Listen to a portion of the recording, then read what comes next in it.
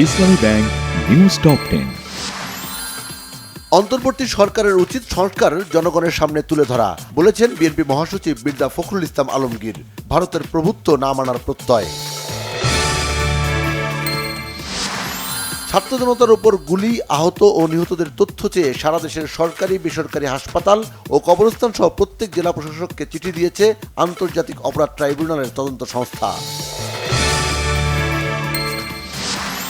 48 ঘন্টার মধ্যে ভাঙতে হবে সকল আয়নাঘর, পরিবারের কাছে ফিরিয়ে দিতে হবে গুম খুন হওয়া ব্যক্তিদের।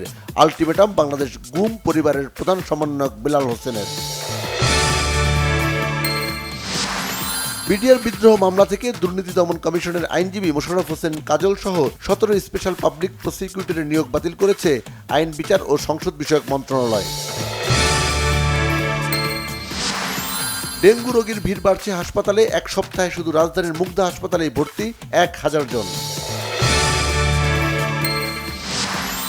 ঘুষ ও দুর্নীতি বন্ধের মাধ্যমে কারাগারের বেশিরভাগ সমস্যা সমাধান সম্ভব বলছেন স্বরাষ্ট্র উপদেষ্টা অবসরপ্রাপ্ত লেফটেন্যান্ট জেনারেল মোহাম্মদ জাহাঙ্গীর আলম চৌধুরী।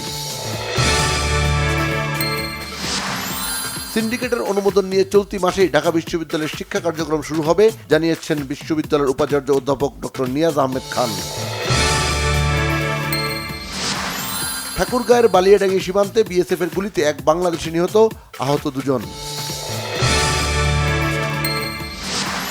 বাগেরহাট খুলনা মহাসড়কের টাউন নওয়াপাড়া এলাকায় পিকআপ চাপায় ইজি বাইকের 4 যাত্রী নিহত, আহত 2 জন। ইংল্যান্ডের বিপক্ষে ওভাল টেস্টে জয়ের সুবাতাস পাচ্ছে শ্রীলঙ্কা। 9 উইকেট হাতে নিয়ে দরকার 125 রান।